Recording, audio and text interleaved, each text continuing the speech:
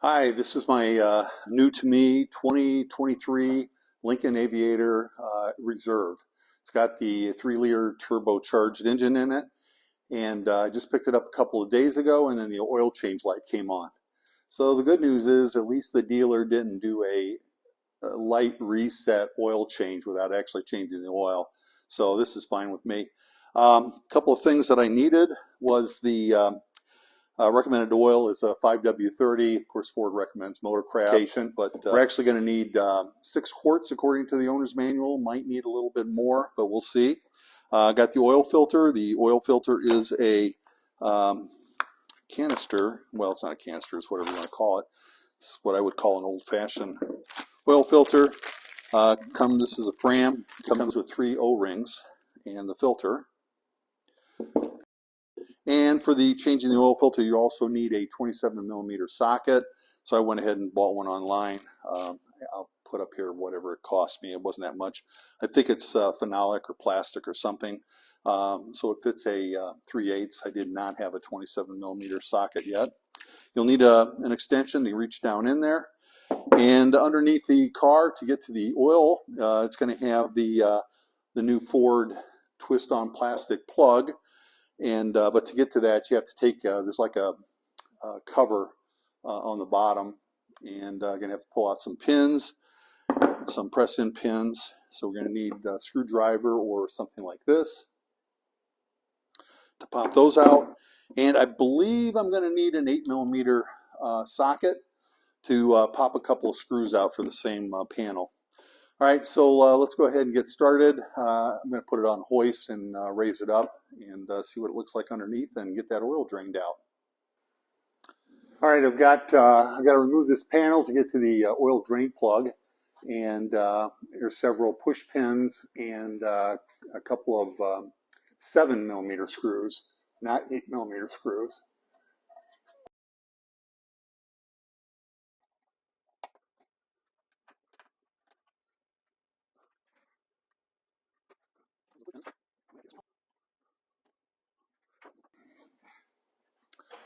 And then that 7mm.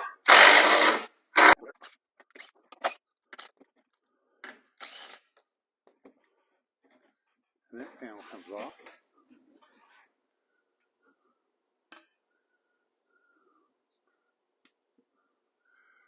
And we just give that a twist.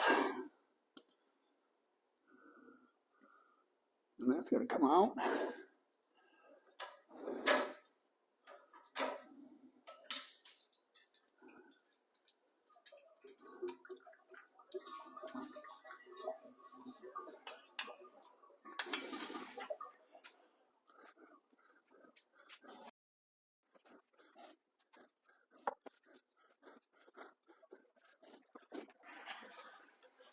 And that's probably going to be enough. We'll stick this plug back in. Just make sure you got a little oil film on the green O-ring. I think Ford actually recommends replacing these. They're not that expensive. I generally don't. Snaps right in place. And once again, to get it out, you just twist it. These are like just little spring tabs, and they'll just pop over the stop, and they're loose. So, and that don't come out.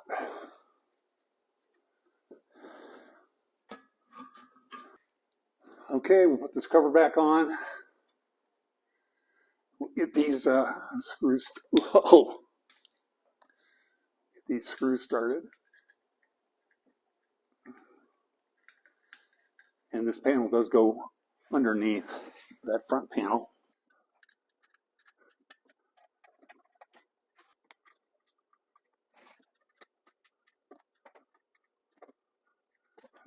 So I like to get these screws all started so we know those holes are lined up.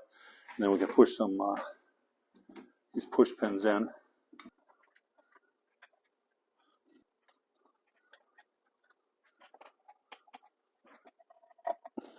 And we'll snug these up, 7mm again.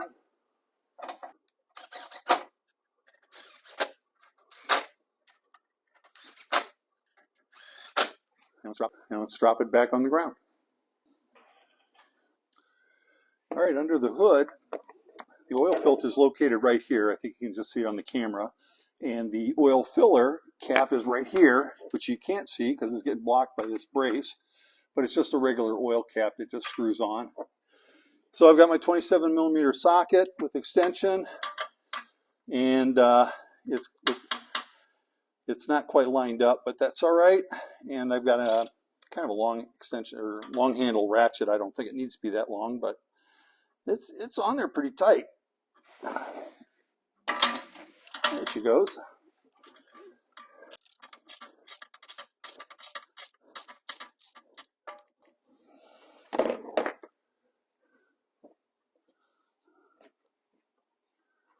And all the oil is going to be drained out of it, so it doesn't really matter if you change the filter before or after you drain the oil.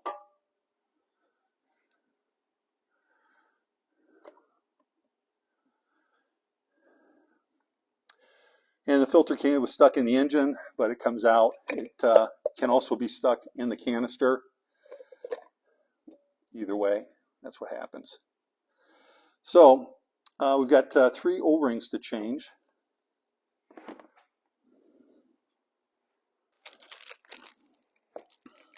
Here's the filter.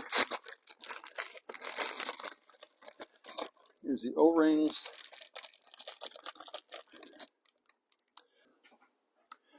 And we actually want to put a little bit of oil on these O-rings.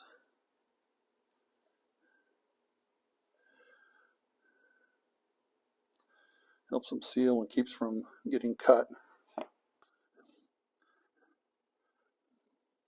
Okay, to get the O-rings off, you can probably use a small screwdriver or something like that.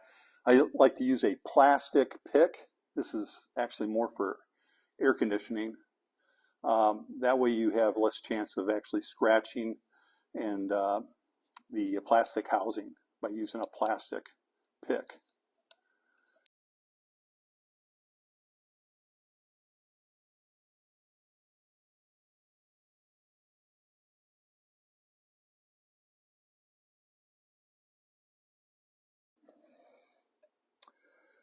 There we go.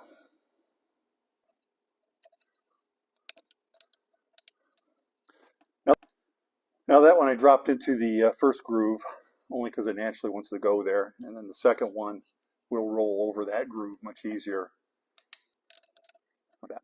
Like that.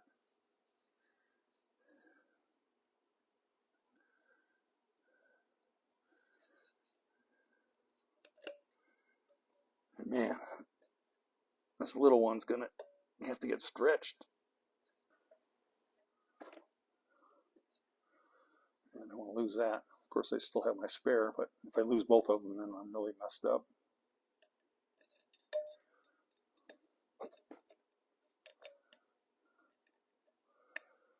There, finally got it over the bullet point. Now I hopefully can just roll it onto the groove. There, in the groove. Those are in the groove. Give them a little wipe with some oil. Pop the filter in there, snaps in, and we're going to drop that back in the hole. Gently screw it in. It naturally wants to go in the way it's supposed to go, so you shouldn't be able to cross thread that. Now I'm pretty convinced that you don't have to over tighten this. I don't know what the torque spec is. If I can find it, I'll look it up and put it up on the screen here. But I don't think this thing is going to go anywhere. So there's the filler hole. I got a funnel. Doesn't look like the best funnel for the job, but I think it's going to work.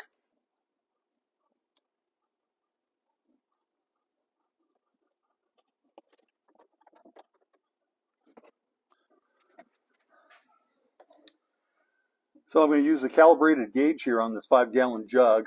It's right up here at the 5-quart mark. So we just got to put in a little bit. Let's see what happens. Oops, don't want to make too much of a mess.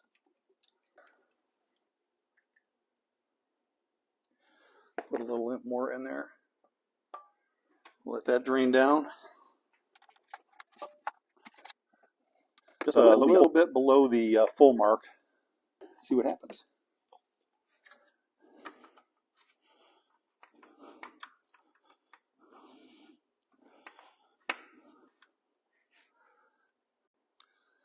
So we'll check the oil one more time. I just ran it for a few minutes. So just to recap from the front of the engine, the oil filter is right here, 27 millimeter. Oil filler cap is right here, and the dipstick is right here.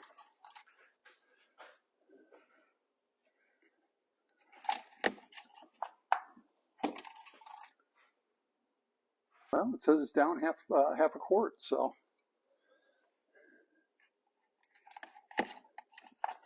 So it looks like you definitely do want to run the engine and check the oil after you've changed the oil.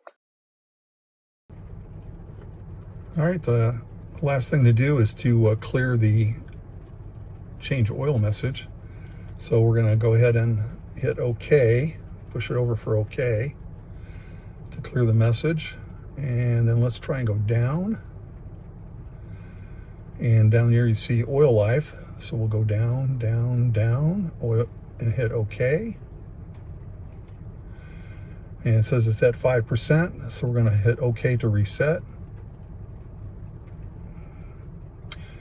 Oil life says OK. If I hit OK again, then it says percent of oil life is 100%. So now I'll go ahead and go back, and we're back on the regular screen. Pay no attention to the tire pressures. I'm working on that. So that's the oil change on a 2023 Aviator. It's probably the same for the 2024 and the previous years back to 2020. And I hope you enjoyed watching. Maybe you learned something. But thanks for watching. We'll see you next time.